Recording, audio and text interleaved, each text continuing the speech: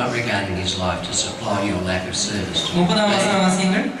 ஏனெனில் நீங்கள் எனக்கு செய்ய வேண்டிய ஊழியத்திலே உங்கள் குறைவை நிறைவாக்கும்படிக்கு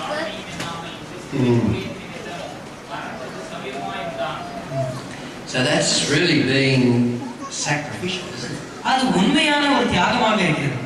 So Paul and Timotheus also, you could read similar stories about them. பவுலை குறித்தும் தீமோத்தேயு குறித்தும் இதே விதமான ஒரே மாதிரியான காரியங்களை நாம் வாசிக்க முடியும். So the bearer of the letter Epaphroditus was no ordinary man. இங்க நாம் பார்க்கும் பொழுது எப்பாப்ரோதித்துவை நாம் பார்க்கும் பொழுது அந்த கடிதத்தை எடுத்துக்கொண்டு சென்ற அந்த மனிதன் சாதாரணமான மனிதன் அல்ல. He was a dedicated and a faithful servant of the Lord Jesus Christ. விசுவாசத்தினால் நிறைந்த இயேசு கிறிஸ்துவின் இயேசு கிறிஸ்துவுக்காக அர்ப்பணித்துக் கொண்ட ஒரு ஊழியக்காரனாக இருந்தார். Now there are a couple of others like that too. Go to 1 Corinthians 16. A man called Stephanus.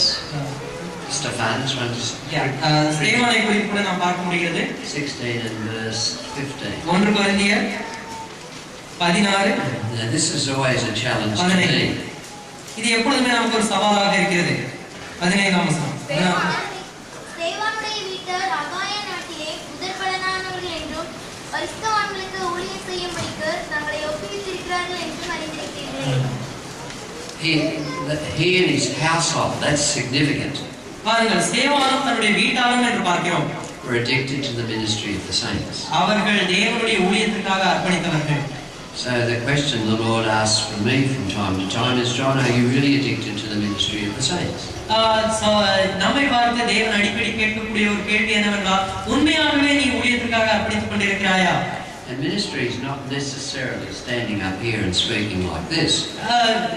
தேவனுடைய ஊழியம் என்று சொன்ன உடனே அது இங்க நின்று கொண்டு பேச வேண்டும் என்பது முக்கியம் கிடையாது. Am I prepared to lay down my life for you and to help you in any way? நான் உங்களுக்காக என்னுடைய ஜீவனை அர்ப்பணித்து